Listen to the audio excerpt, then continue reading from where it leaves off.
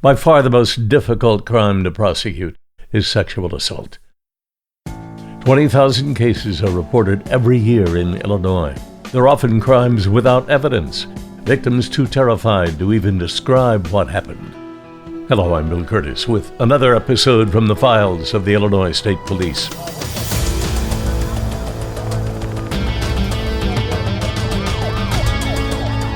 State Police.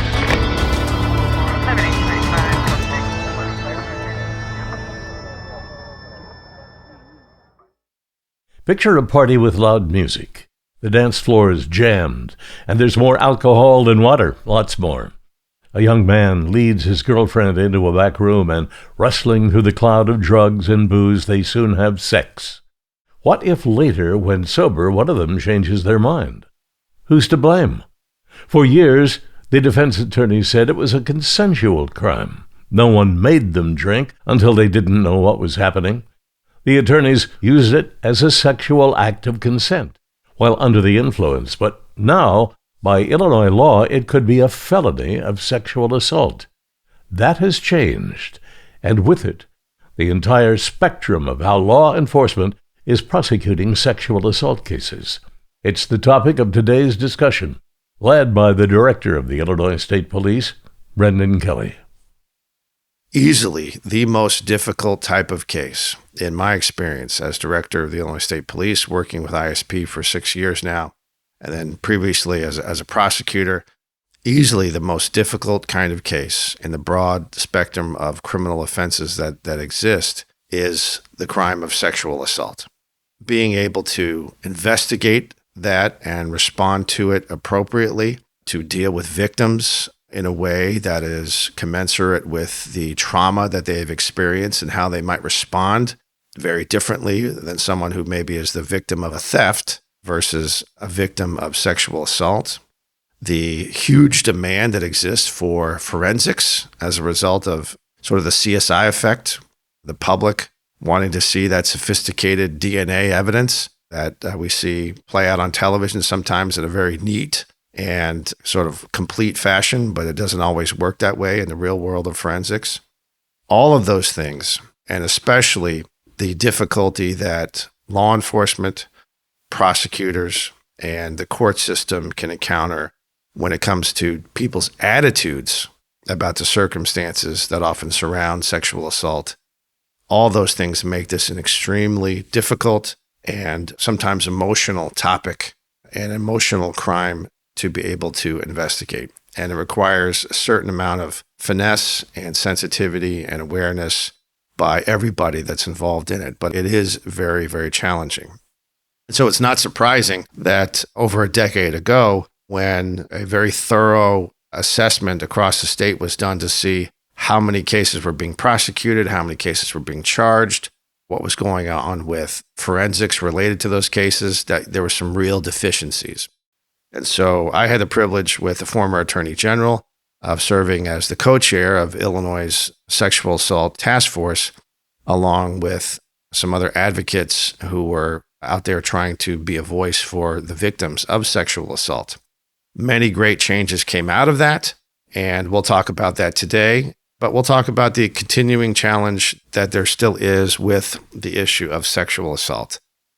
So with regards to sexual assault cases, we know that the trauma that victims experience when they are the victim of a sexual assault can be very different than the type of case where someone might be the victim of a criminal trespass or property theft or something like that. And having our investigators be able to understand what victims have experienced, that is a big challenge and a big voice for the people who have been victimized as a result of sexual assault has always been ICASA, the Illinois Coalition Against Sexual Assault. And we also obviously have some really smart investigators that work on this case. We have our forensic scientists that do great work on this. We have survivors who are the most potent voice on this, and also prosecutors that have to bring these cases to trial. So luckily today we have with us from ICASA, the Illinois Coalition Against Sexual Assault, their Chief Executive Officer, Carrie Ward, We also have the Illinois State Police Division of Criminal Investigations Zone 8 Commander Holly Finney, who is really one of our shining stars within the Illinois State Police when it comes to investigating these cases. We have Kane County State's Attorney Jamie Mosser, who is the head prosecutor in Kane County, one of the larger counties in the state. And she'll talk about the challenges and the good work that they're doing to be able to hold perpetrators accountable for the crime of sexual assault. We have a survivor advocate, Kaylyn Ahn, and she is really probably the most important, potent voice that we need to hear today in this conversation, as well as the Illinois State Police Deputy Director of Forensic Services, Robin Woolery, who oversees Illinois' forensics system under the Illinois State Police that provides forensic services, particularly the testing of sexual assault kits for the entire state of Illinois. So some outstanding people here today.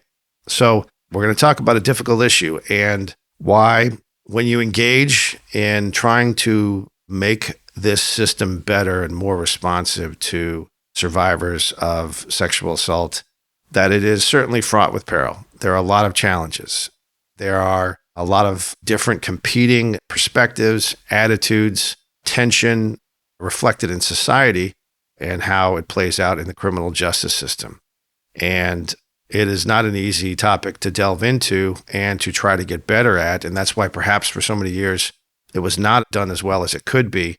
And it is definitely something that is difficult to do. But I think everyone at this table and everyone who is here with us today undoubtedly believes that regardless of the risks, regardless of the challenges, regardless of the criticism you may receive from trying and then failing and then trying again, it's something that is important to us and that must be done.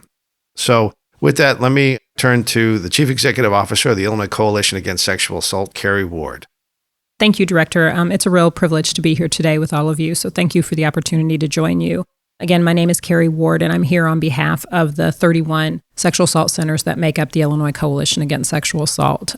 My CASA was established in 1977, and our mission then and now has been for the elimination of sexual violence and the support for survivors who have experienced sexual violence. And to this day, we continue to serve over 20,000 survivors every year who contact rape crisis centers either through our 24-hour hotlines, or they go to hospital emergency rooms to seek help. They reach out to law enforcement to make police reports. They seek educational services through schools, all of those different ways they try to access services. And so one of the things that I recognize is how difficult it can be to come forward after experiencing sexual violence. And I think that's one of the continuing challenges that we see. And we think of that in terms of the investigation.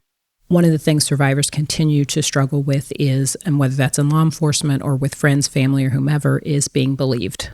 When they've experienced a sexual assault, it's a constant challenge to be able to have someone acknowledge what happened to you, say, I'm sorry you experienced that, and what can I do to help you? And in the context of a law enforcement investigation, one of the challenges I think survivors face is it can be difficult to tell a story about what's happened to you. Sometimes it's not a linear process to be able to explain something that's happened. And so one of the things that's happened over the years that continues to be helpful and beneficial is training opportunities to talk about what a trauma-informed response looks like, understanding the impact of trauma on the brain and why it might lead to not being able to explain what happened in the way you might be able to just tell a story about something regular that happened throughout your day as opposed to something traumatic. And so I think that's something that continues to be a challenge that we work on. And I also think, as the director spoke to, the backlog of evidence collection kits, which is something that has certainly been forward-moving, something that has been successful in something we've worked on over the years. I think the establishment of the Forensic Science First Task Force and now Commission has been something that's a real point of pride in terms of trying to move forward on these issues. And I think they address things that are prior and ongoing challenges for survivors. And I think our role, my role specifically, and our role for sexual assault centers is to advocate for survivors. That's our sole mission. And that puts us in a little bit different position than some different folks that survivors interact with across their experience. We know that law enforcement's role looks different than ours. And I really agree with what was said about the CSI effect. And, we think of that with, SVU and other, TV shows that folks watch. And when we think about what it looks like for someone to come in and have evidence collected from their body, what we know is that's not something that's wrapped up in a, 52-minute television series. It just doesn't work like that. And what we also know for survivors is they often know who assaulted them. Sometimes when you're just a lay person out in the world and you think DNA is all about helping to identify a person and how necessary that might be, what we realize is often survivors know who assaulted them. And so while this certainly may be, we want survivors always to have options and to say, hey, this may be something that helps support your case. And if that's something, we want you to have the option to pursue that. But we also find ourselves in the position of explaining, we understand that you know who committed this crime and how frustrating, it may be for you to do something that seems so obvious. So, Carrie, you mentioned the issue of training. And what, from your perspective, and the perspective of survivors, was the training that was missing? And then through SAPA, the Illinois Sexual Assault Investigative Protocol, which is for law enforcement, for nurses, for others, how was the issue of training addressed in that law that was passed? And how was the issue of what nurses who are nurses that specifically can respond to at hospitals and other medical facilities to the survivors of sexual assault? What were the deficiencies? And then how did that law change things? And how has that been going?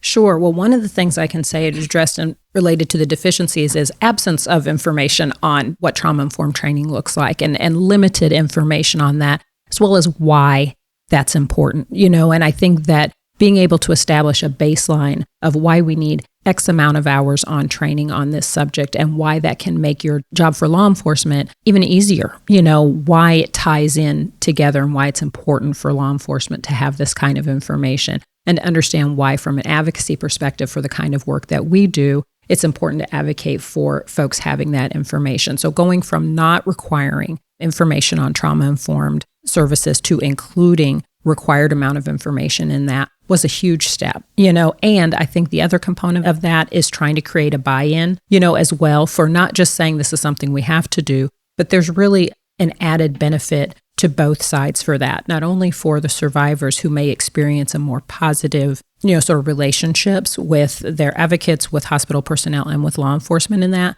but as well as the investigative process, which might go more smoothly when law enforcement understands why it is something's going the way it's going, and the survivor understands why it needs to happen the way it's happening. And so I think with SAPA, establishing a baseline for including training on trauma-informed services was a huge step. I think creating that work group that the director talked about, and I was working with ICASA at that point, but in a different position, so I wasn't directly involved, but I think my understanding of the creation of that was enormous, and I think also the buy-in for hospital personnel in talking about the role that they played with that, and also creating SANE's sexual assault nurse examiner positions, and also creating training established for that in a more widespread way across hospitals across the state also made an enormous difference for survivors as well. So I think both those components helped create leaps and bounds of progress that benefit not only providers, but survivors in that process. So maybe it's obvious, and we'll talk about it more with the state's attorney and with Lieutenant Finney, but the importance of the forensic evidence and the sexual assault kit. And when we say that, let's be very clear about what that means, that we're trying to get the DNA of the alleged offender to confirm and have some, physical, tangible evidence in addition to the testimony and the statements of the survivor of the sexual assault, to have some way of confirming in an evidentiary way to meet the burden of proof that is so high in the criminal justice system to be able to establish that that offense occurred. So obviously that's a very important part, but if that's not done the right way, that's problematic. So what were victims experiencing in terms of their perceptions about how the sexual assault kit process went, from just the collection of it all the way through the testing of it and an awareness of what's going on with the testing?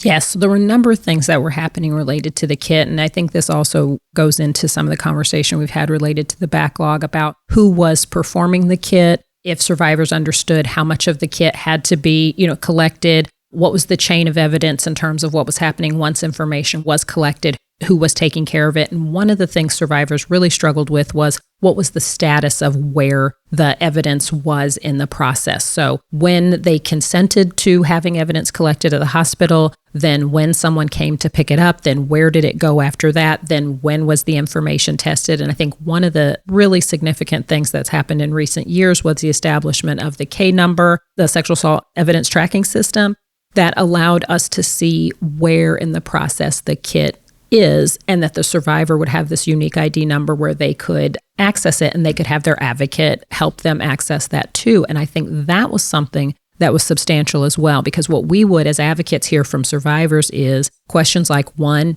do I have to have an evidence kit done? And the answer to that is no, but there are lots of good reasons why they might want to. As the director spoke to, that ways in which it could support your case to have that kind of evidence. So what were some of the benefits and drawbacks of doing that? And then what happens with it after you've given that evidence? One of the challenges we heard from survivors is after they did that, then how long might it take for their case to move forward? What would happen after that? And so some folks experience substantial delays in, what happened with their cases. And so I think after that work group was established and after there was a time frame established, looking at the 180 days of wanting to have evidence kits processed during that time frame and really hitting that benchmark was enormous. And, I think it's something we continue as survivor advocates look forward to continue to shrinking that down further and further, because that's still, for a survivor, a long time to wait. But comparatively, it was an enormous progress. So, if I want to order a custom-made shirt from Malaysia or Vietnam and I order that online, I can get a tracking number associated with that delivery, and I can see where it's coming from almost on a daily basis, what the status of that item is being shipped. And now with the sexual assault kit tracking database, a individual survivor receives a number specific to their case, and they can go online and at least get some sense of where things are moving along within the forensics process, as well as, potential court disposition, where is it ultimately headed. So that seems so obvious to do. And now we have that in place. But for years, that was something that was not available to survivors of sexual assault. Yes. And one of the things that's so positive about that is it tells them where in the process it is. And that's something that folks couldn't receive. Often what they could find out is where it wasn't. So if they reached out to their detective and they could say, well, it's not with us. If they reach out to their state's attorney, they might be able to say, we don't have it. It's not with us. Like, they might be able to find out that. But being able to find out specifically where it is makes a big difference. Now, that doesn't necessarily say what's going to happen next or how long is it going to be here. It doesn't answer all the questions, but it's a step forward in being able to pinpoint where it is, because it tells you where your targeted advocacy efforts are. And I would say for us at ICASA, it also tells us where we need to help. Where are our institutional partners? What's our outreach that we need to make? Where are the delays happening where we know we can intervene to say, what could we do? How could we work together to try to move forward in this particular area? And where are the deficits or drawbacks that we could help collaboratively push against to work together on behalf of survivors? Because if we didn't know that, then we feel like we're all working at cross purposes and we don't know where to help. So I think that was a very logistical step that really gave survivors some answers that didn't exist before. And I think that transparency obviously can help drive changes that are needed. Like you said, where do we need to put the pressure? Where do we need improvements? And before we get to how that process has helped drive some necessary changes in forensics, let's talk about the investigative process that involves our investigators and local law enforcement and how that plays out. Obviously, the picture you've painted, Carrie, for a survivor of sexual assault, it's clearly a traumatic event that they've experienced, and then suddenly they're in a hospital or some other medical facility, which even people who are just going to get their throat swab for strep throat or something, or get a vaccine, that can be nerve-wracking just to go for a procedure, not when you have been a victim of a crime. And you're dealing with the bureaucracy of the medical world, and then you're encountering law enforcement and investigators whose job it is to investigate. None of us like to deal with law enforcement if we don't have to, Not saying there's anything against people have preconceived attitudes necessarily, but it's still not something that you're going to put on your daily schedule. Gee, I hope I have to deal with law enforcement today. Yet that's the position that survivors are thrust into. So we've talked about a bit from the advocacy of victims perspective and some broad things that they've experienced. But Lieutenant Finney, as someone who has been with the ISP for many years, and as someone who is one of our more experienced investigators on sexual assault, just kind of lay out the scene in terms of how you as an investigator, what's the call that you get? And then what is it you're often encountering when you're speaking to the survivor, when you're dealing with the suspect, when you're dealing with the evidentiary process and engaging with the prosecutor's office ultimately, if you're even able to get enough evidence, and just the challenges that maybe the weaknesses that law enforcement has had over the years and how maybe we've gotten better. Thanks, Director. Absolutely.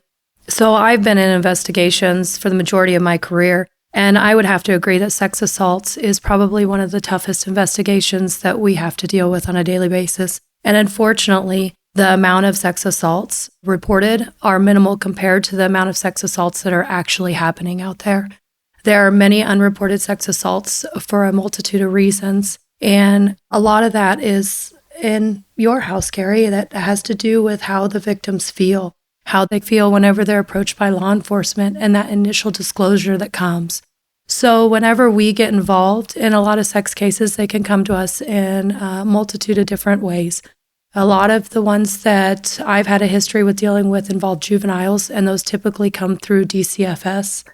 We do get them from the hospitals or local law enforcement. And every once in a while, we'll get a walk-in straight into our police department with an adult victim or maybe even a delayed disclosure, which is what we see most common is a lot of delayed disclosure. And that focuses back on the trauma. I think that a lot of people don't understand the trauma that these victims undergo as far as when they're ready to tell their story. Often it results in these delayed disclosures.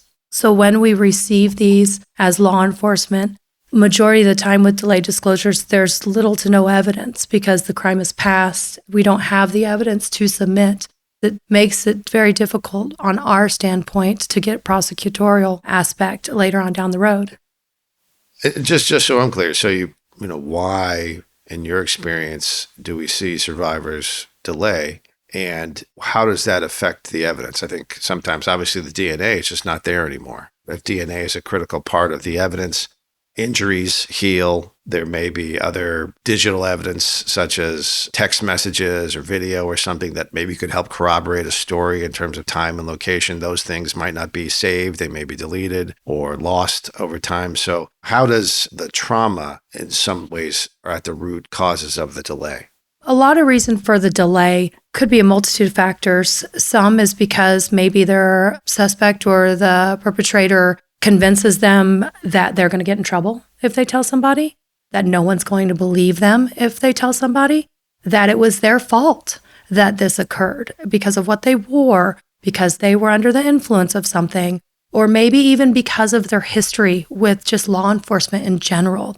They may have had a rough past. And so because of that, they don't feel confident to come to law enforcement. They don't feel confident to tell their story. They don't want to be blamed for what happened to them. They've already been violated. A piece of them has already been shattered. So why subject themselves to disbelief by going to law enforcement and being questioned on their actions? And that's where some of the training comes in with us for law enforcement, is to be able to tell our mainly type A personality law enforcement officers that we have to slow down, that we don't poke holes in our victims' stories, because as law enforcement, that's what we want to do. We want to look for the gaps. We want to look for the problems. But in our victims, there's going to be gaps. These traumatized victims and the things that they've gone through, they have processed them each individually in different ways. So they may have pushed it and forgotten about certain parts. They may have been focused on a different part of the crime and don't remember specifics. And that's their body's natural way of dealing with the trauma, on how to process it, how to move forward with it. So because of that, a lot of times they do have delayed disclosures. So being put guilt on is one aspect of the delayed disclosures. Another aspect is just socially, how are they going to be accepted? A lot of people don't want to be viewed as a victim. A lot of people are worried about socially, what will they think of me? Or what will my family say? What will my friends say? Or, I don't want to hear I told you so. You shouldn't have worn that, or you shouldn't have hung out with that person. Just society in itself has a whole nother plethora of issues on these cases. And I think, again, that's a lot of the reason people don't come forward. One, because they feel like they'll not be socially accepted or they'll be judged. And it kind of goes back to the bullying thing. And then we just see people that just aren't ready. They're just not ready to tell their story. They can't even process what's happened to them, yet alone try and sit down across the table from one of us and relive it, reprocess that. And the last thing we want to do is re-victimize anyone. That's why a lot of times we try and do a multidisciplinary team approach. We try and bring all avenues together so that the victim only has to tell the story once. We utilize the Child Advocacy Center, which is absolutely wonderful, to interview our juvenile victims. They bring the children in a warm setting, a friendly environment, and allow these children to disclose at their own pace. We don't use leading questions. These are open-ended questions that allows them to disclose what happened in their own words. You can tell a difference between children who come in and disclose that have been coached versus children that have come in and disclose and who have not been coached, because they're using age-appropriate disclosed words as opposed to words that apparently maybe a 5 or 6-year-old shouldn't know or shouldn't be discussing. And then along with the Child Advocacy Center, we involved the DCFS, Department of Children and Family Services, and the state's attorney's office and law enforcement. And we all collaboratively come together and work these cases in unison so that we are not talking to the victim multiple times. We also don't want them telling their story multiple times, because when they relive it, there is a chance that they're going to tell somebody more than they told the last person, because now they've remembered more. Something has come up, or now maybe they're ready to tell more, and they may not have been ready to tell that part the first person, or may not have felt comfortable. So one of the biggest things that law enforcement needs to remember whenever we initially respond to these is just safety. Go in slow and steady and give them their space. Allow them to disclose and not be too intrusive, because they've already been victimized. They've already went through this trauma, and they need someone on their side that will trust them. So not to poke holes in their statement. Let's help build their foundation of their statement and work towards getting the case prosecuted. So, the Illinois State Police, one of the things we do, and you've worked on this also, Lieutenant, is homicide investigations throughout the state. And when you've got a deceased victim, you've got a crime scene, you've got someone at large who likely committed this offense, and you want to get your man, that's when law enforcement kind of traditionally we do what we do. We're going to go out there, we're going to put this case together, and we are going to pursue justice. We're going to go hard and fast and get the bad guy. That is very different than sometimes what's needed for a response to a sexual assault case. And being able to switch those gears as an investigator, as a special agent in the Illinois State Police, or someone working in our investigative zones, that requires a certain amount of dexterity. And are you seeing, with the training implemented by SAPA and just the focus we put on this as an agency, are you seeing us getting better, and where do we still need to try to improve? Absolutely. I think we have grown with the SAPA and the training and our law enforcement, just the initial response and how they treat victims whenever they're first on scene. We can do nothing but grow, in my opinion. Everybody grows from the day we're born till the day we die.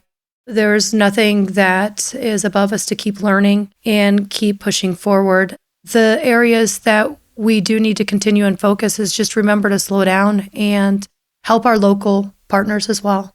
Our smaller police departments that maybe only have a chief and one patrol officer in these smaller communities, and make sure we're available to them.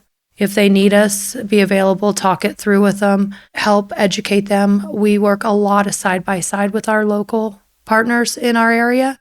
We may not take the case over, but we will work it with you side by side. We will be your sounding board in these cases. Let's talk it through. Let's see how we can work it together. And let's see what needs to happen as a unified force with it. And if you're able to work through some of those challenges in terms of collecting enough evidence, being able to find the pieces that are necessary for a case, that's obviously something that takes you to the state's attorney's office for prosecution.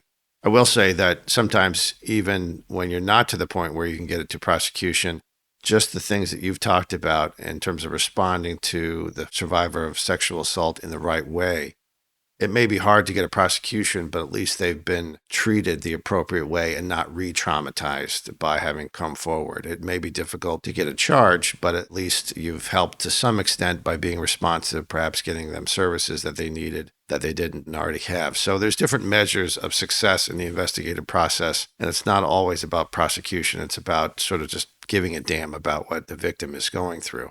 But nonetheless, it is obviously a clear and obvious goal that we all want someone who has committed a crime to be held accountable for that in some degree. And that means putting together a case, and that means bringing the evidence to the state's attorney's office. We have 102 different counties in the state of Illinois and 102 different state's attorney's offices. We also have the Attorney General's office, which will take these cases from time to time, and appellate prosecutor's office, which will take these cases from time to time. But by and large, the responsibility for prosecuting these cases sits with your local state's attorney. And we're very glad to have with us Jamie Mosser, who is from Kane County. She's the state's attorney there, just recently reelected. So congratulations. Thank you. But I know of the many responsibilities that you have as the lead law enforcement official in your county. This is certainly a priority for you when it comes to domestic violence and sexual assault. So it has certainly changed over the years. And I hope change for the better. But what have you done in Kane County what have you seen that has not been effective for responsive to sexual assault? And then how have you tried to overcome those challenges, and where do things sit at this point? So sexual assault, as everyone has said, is the most difficult case to charge and to get a conviction on. Most of the time when investigations come to us, there's probable cause to make the arrest, but there's not enough to prove beyond a reasonable doubt that the offender sexually assaulted the victim.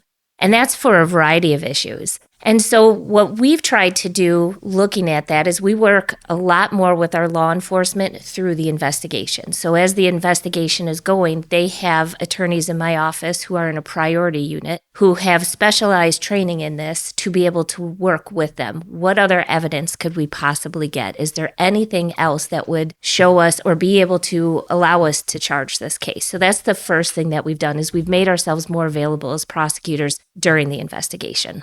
The second thing that we've done is everybody in my office is trauma trained. So that's from the person who works the front desk all the way up to me.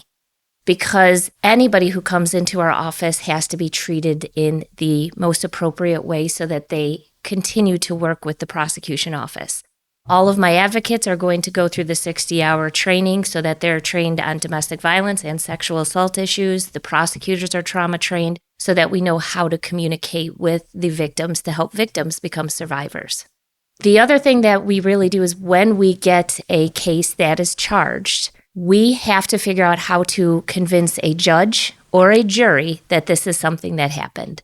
And so what we've started to do in Kane County over the years is bring in expert witnesses to testify about things that involve sexual assault. So we bring in people from our local agencies who will talk about how victims respond and that it's never the same way for any single victim.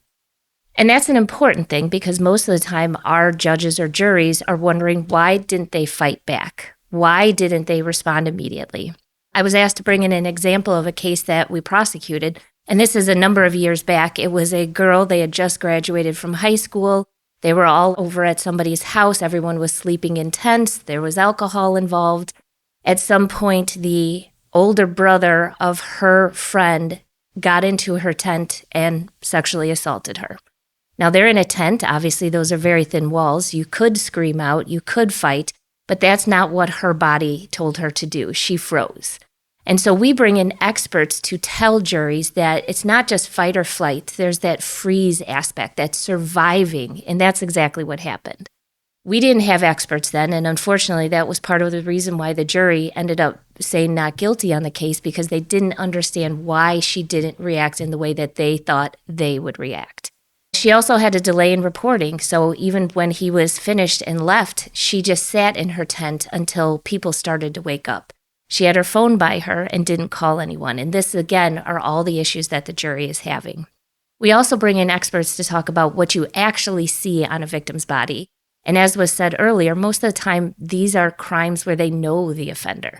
So even with DNA, if it's an unknown person and there's DNA, that's pretty much a guaranteed conviction at that point.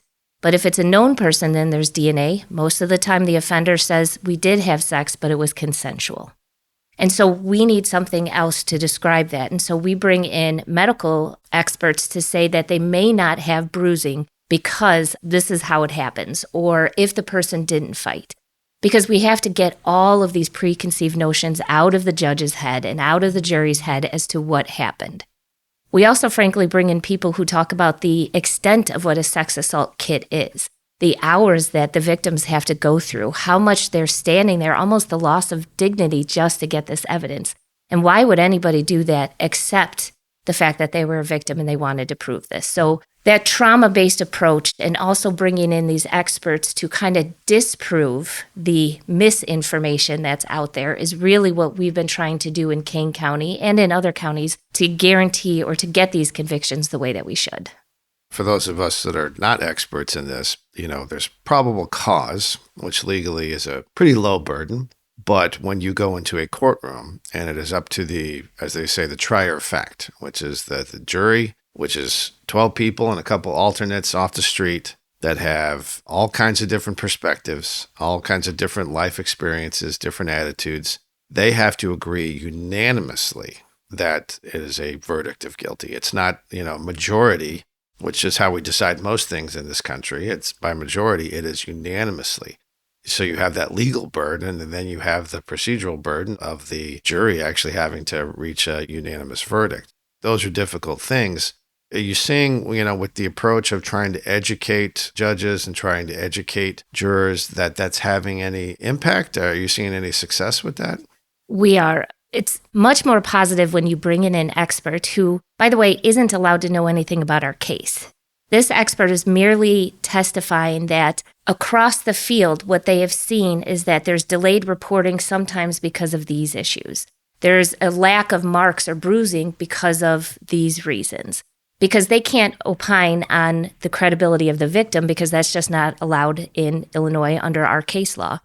We are finding that when you're able to educate the judge or the jury and give them a reason why something happened, that we are seeing more convictions in these cases, especially in our child advocacy center cases, which are juveniles. And sometimes these kids even come forward years after it happened when they're an adult. And you have to be able to tell them it's not because of some motive you're making up, something that they're all of a sudden mad at the person or whatever the reason is. It's because this is what our brain does. Our brain processes trauma so differently in every single individual. And when they actually hear it from an expert who's testifying on the stand, who has no vested interest in my case whatsoever, we're seeing our convictions go up as a result of just giving them a reason why. It's still a very challenging environment, that's for sure. We'll come back to that in a little bit. But really the most important person, or the important player, if you will, in all the various stakeholders that are impacted by sexual assault are the survivors themselves. All these efforts in terms of investigation, in terms of forensics, in terms of prosecution, really it begins with and ultimately ends with the trauma and the hurt that has been caused to survivors of sexual assault, and us as a society trying to find a way to better respond to that. And we're very fortunate today, as part of this discussion, to have one of those people who is the most important part of this equation, and that is a survivor and survivor advocate. Yeah, thank you so much. My name is Kaylyn Ahn. I'm a senior at Northwestern. I'm from Des Plaines, Illinois. I'm a survivor. When I was 17, I was raped by an acquaintance. I didn't report until a few months after. And Director Kelly, I know you asked why survivors have delayed disclosure. And in my case, I waited so long because he had acted like nothing had happened. and I blamed myself for knowing and trusting him. I also knew that he was from a wealthy family, and in the court of law, I was scared that I was going to be crushed, and I was not going to receive a lot of the same legal resources that he had access to. And so after those 3 months, I finally made a report. The sergeant said that the prosecutor would never pick this up and there was nothing he could do. And he told me to try to not let it happen again and move on. And in that moment, I felt that second re-victimization that a lot of people were talking about, that not only did my consent not matter in the moment of the rape, but I didn't have consent over what happened to my case afterwards. And so I decided that if I was not able to receive justice within the legal system, I could receive justice by reforming the legal system. I contacted my state representative, State Senator now, Mark Walker, and we introduced a bill to close the voluntary intoxication loophole in Illinois. So before, the definition of consent stated that survivors who voluntarily take intoxicating substances could technically be argued that their sexual assault didn't count as sexual assault. There were reports talking about how survivors were facing defense arguments that their assault did not count as such because they were voluntarily intoxicated. And lawyers had advocated to close this loophole for years, but there wasn't the motivation to do so. So we drafted HB 5441, and then the language is that it provides that for purposes of the sex offenses article of the code, unable to give knowing consent also includes when the victim is intoxicated, but the accused did not provide or administer the intoxicating substance. I testified in front of the Illinois House and Senate Judiciary Committees. It passed unanimously. And exactly 11 months after I was raped, I spoke at a bill signing or was congratulated by Governor Pritzker. And since then, from what I know, there were trainings on the bill's enforcements. I calculated the amount of assaults that happen where victims are intoxicated, and it's come up to thousands of cases per year. And I also saw a cultural shift. I had people who I had known for years who I never knew had dealt with having been victimized texting me and thanking me for the bill, or people every time I testified coming up to me and thanking me because their daughter was a survivor or they had experienced sexual assault 20 years ago.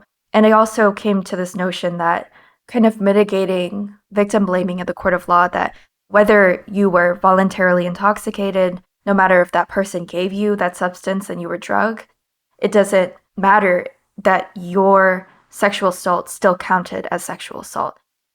And I think now, when reflecting back on the bill, it would be very naive to say that this bill completely solved victim blaming. And this conversation we're having today kind of attests to the fact there's so much work to be done. The law can only do so much in the disbelief in survivors that's baked in each step of the legal process. But I think in that small capacity that I was able to do, it was a step forward. Share as much as you're comfortable with, but when you walk into a police department, how did that go? I know you said ultimately that, hey, we don't think a prosecutor will take this and maybe it's best to move on, but how did that really go and how should it go?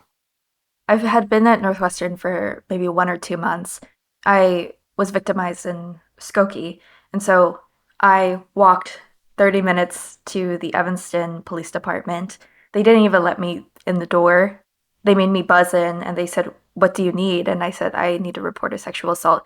And they said, "Where did it happen?" And I said, "It was Skokie." They said, "Oh, it happened in Skokie, so you have to report in Skokie." Turns out that's actually not legal for them to do so. All police departments are required to take cases regardless of their jurisdiction. That's correct. Under SEPA law, that's definitely the wrong answer they gave you. Yeah, so I tried to find buses to take me directly to Skokie. It was impossible, essentially, to get there. And so I took an Uber to the Skokie Police Department. I had waited 1 or 2 hours there just by myself. I had asked for a female police officer. They said that the female police officer wasn't in that day. I asked if there was a social worker I could talk to.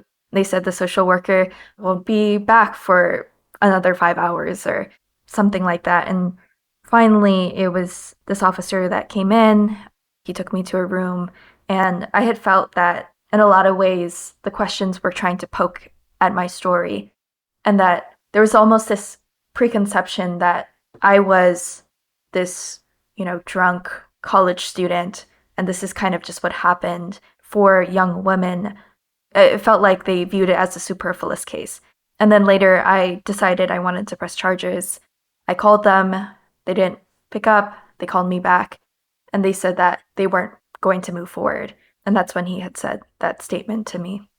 Did they give an indication that it was the prosecutor's decision, or that they weren't even going to submit anything to the prosecutor's office? They said they weren't going to submit anything to the prosecutor's office. Well, I wish that is not how it had gone for you, but that you were willing to share it and that you were willing to take up this cause. Obviously, you got a law changed, and I think every time we have someone speak up and share their story, we've seen a law get changed for the better in terms of the ability to admit hearsay evidence under certain exceptions, subject matter experts being able to testify, forensics being improved. So I'm assuming, Kaylyn, you didn't even have any DNA that was collected given to the late reporting. So you have not had a chance to experience that. I hope you never do, that process and whether it works or it doesn't. Have you seen any improvement? I mean, obviously you got this law passed. Do you think within law enforcement, within prosecutors' offices, within the system generally, do you see improvement, status quo, getting worse? What's your thoughts on it?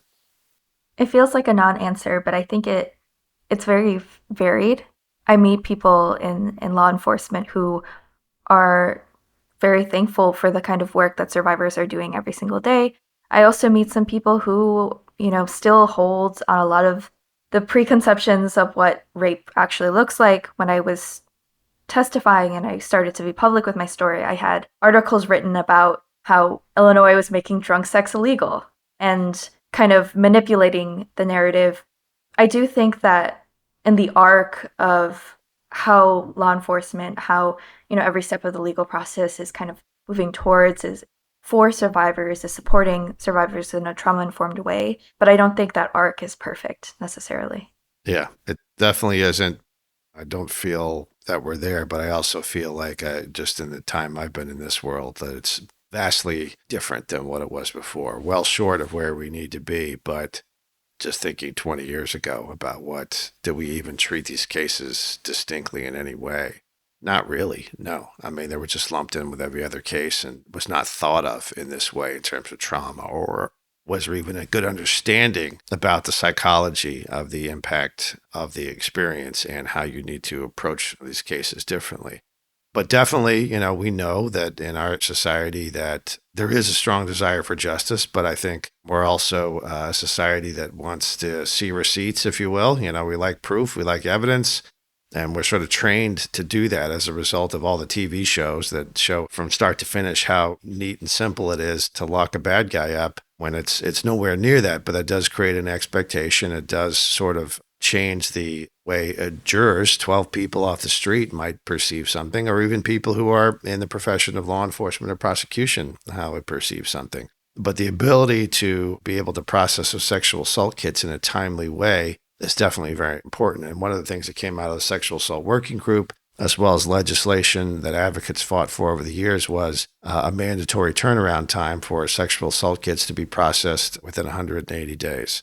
Deputy Director Woolery of the Illinois State Police, if you would just kind of explain, how bad a shape were we in about 15 years ago, and where are we today in terms of that piece of the puzzle? I mean, Kaylyn described it, and everybody has described it very well. There's this arc, if you will, and process is part of this, and this is one piece of it.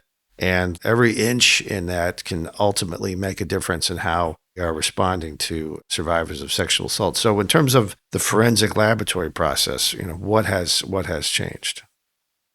Well, I want to say thanks for everybody that's here. And we all make up this group. We're all stakeholders in this process. There's not one determining factor on trying to solve this problem.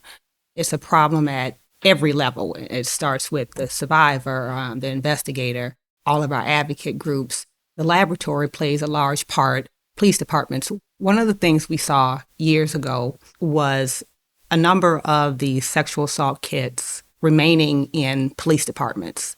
They weren't getting to the laboratory because of all the preconceived notions. For different reasons, law enforcement was not submitting these sexual assault kits to the laboratory, and there were hundreds.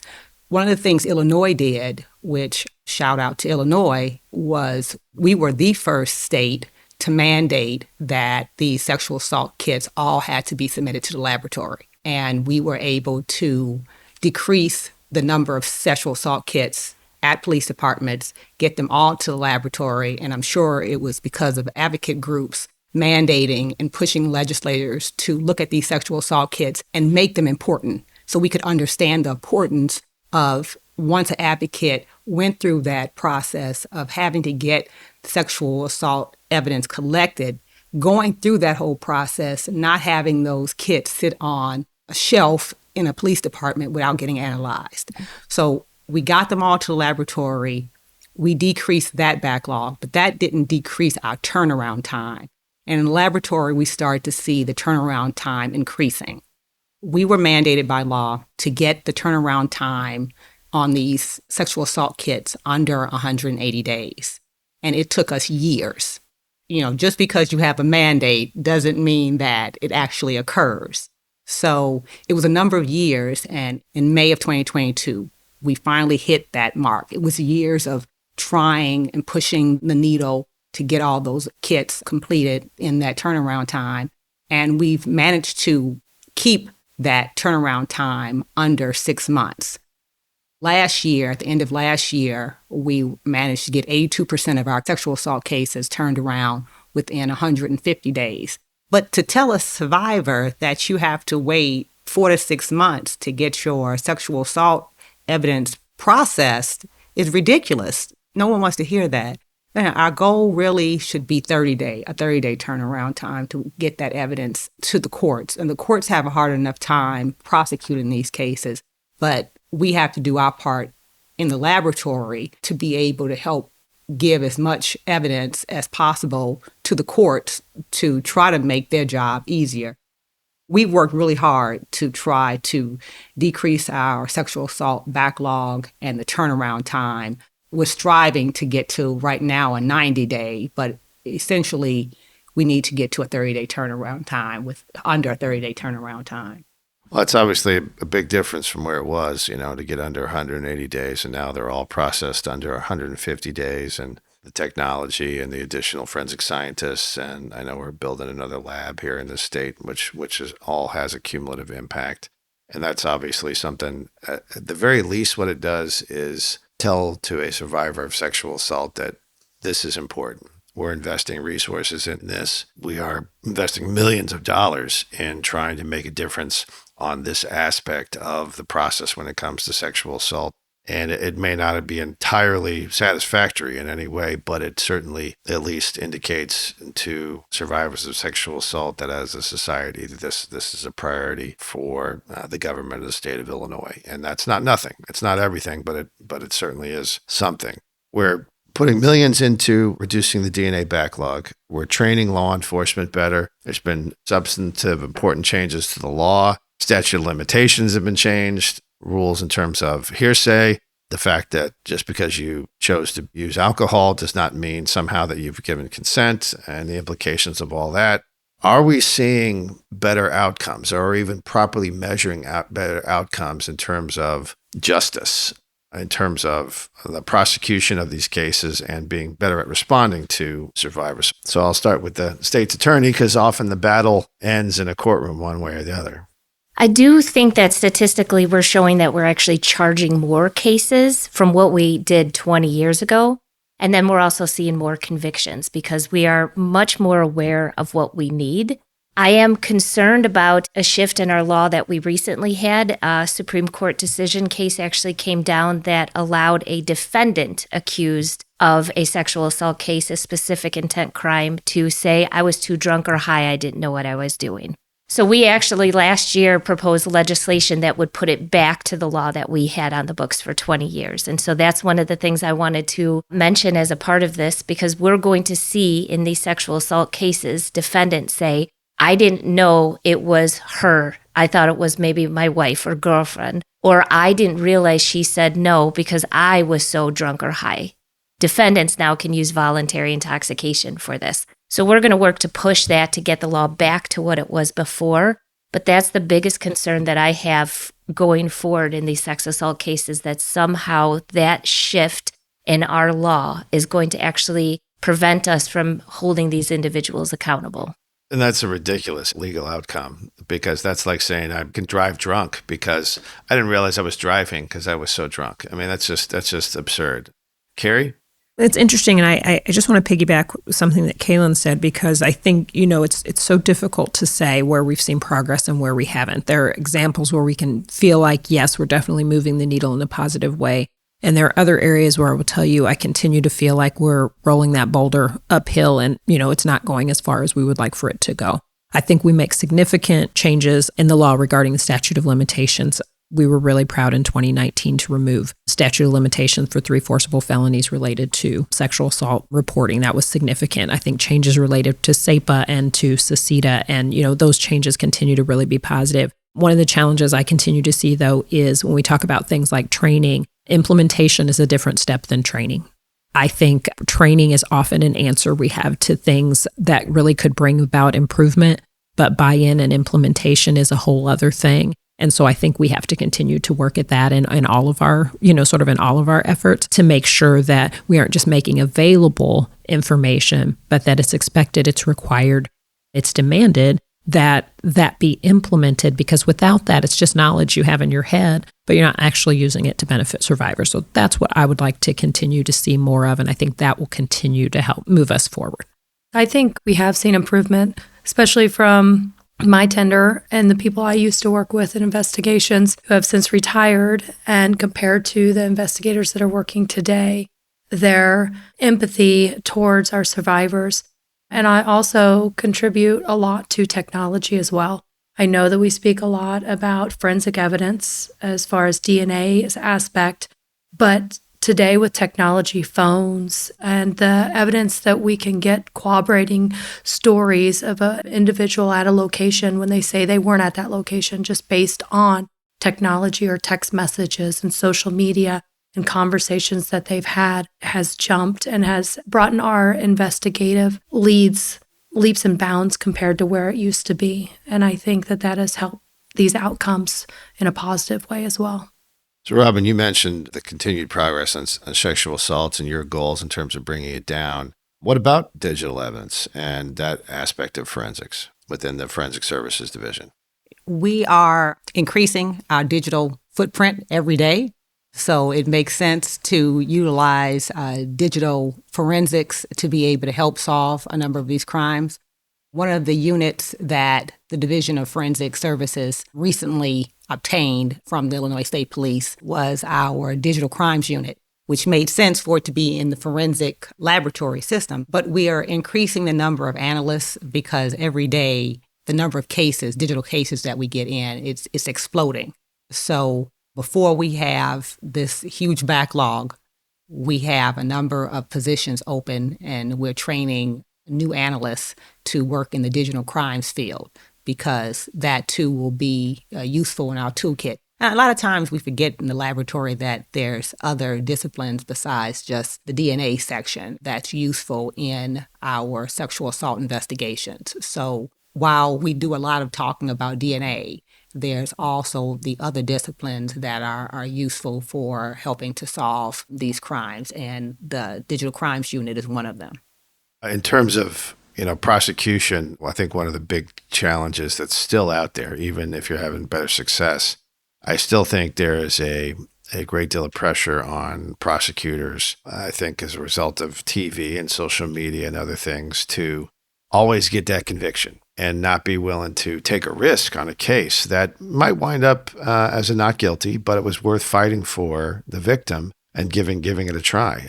Most cases don't go to trial because usually there's some sort of negotiated plea, and that's in many ways a good way that our system works, because you have the surety of something being actual finally and absolutely done in some ways. But I think there's still a lot of pressure on prosecutors. You better have a good conviction rate, which is really not what the duty of a prosecutor is. The duty is to seek justice, not collect stats. But I imagine that's always going to be a pressure on state's attorneys' offices to do that.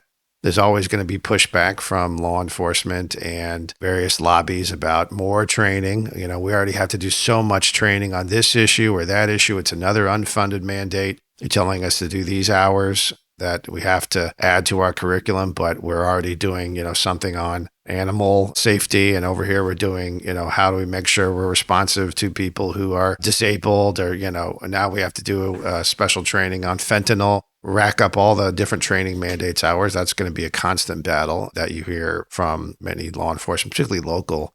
State police, we do training all day, every day. That's not an issue for us, but for a lot of local and sheriffs that they just don't have the time or the manpower. And I think on the forensics front, we have a significant amount of resources devoted to keeping the sexual assault kit backlog down and improving the turnaround time. But that does mean there are other cases that are not being processed in a timely manner or as timely as we think that they probably should be. Someone who has a burglary case, we're going to get to that one of these days. But in the meantime, we're prioritizing sexual assault and then homicides after that. And so there's always pushback, there's always questioning, and there's always, why are we putting so much emphasis on that? My personal belief, and it's the position of the Illinois State Police, that this is the right thing to do. These efforts are worthwhile, and it's a question of, the needs of the many outweigh the needs of the one. Sometimes the needs of the one outweigh the needs of the many, and we need to rise up to the occasion and support the survivors of sexual assault, because it's not just, that particular one incident that's traumatic. It's the effect that it has on them for their entire life, the people around them, the people that love them, their friends, their family. It is a little tear on the fabric of society that we have to respond to because of the impact that it has. So with that, let me give the final word to a survivor, an advocate for survivors. Kaylyn Ahn, your thoughts as we end this podcast here. Yeah, I think this conversation goes to show that sexual assault is a deeply personal victimization. I talk a lot about how after being sexually assaulted, your body becomes the crime scene. And that's something that for the rest of your life, you cannot escape. But when we try to prove that within the legal system, that's upheld to, who we view as credible. And that's upheld to the ridges of historical inequality, cultural biases, lack of training, org training, and what is deemed as politically advantageous within a legal system that's supposed to uphold justice, not just politics. As a survivor advocate, I think the victim blaming at each step of the legal process I experience, and I've seen other people experience, precludes people from even making that report. And that's, of course, upheld to who we view as credible and who receives services, whether it's from the police or, in hospitals with rape testing kits. I think in the future, I've advocated for laws consistently, but I want to see the laws on the books that I have helped implement, but that, before all of this advocacy I was supposed to be protected by. I want to see those laws in action, and I want to see accountability ultimately. As we close this file, troopers will be ready to help with your questions. State Police is recorded and edited by Sam Rusink. Original theme music composed by David Huizinga. Produced by Trooper Tammy Wellborn. Remember, good needs to get louder. Until next time, I'm Bill Curtis.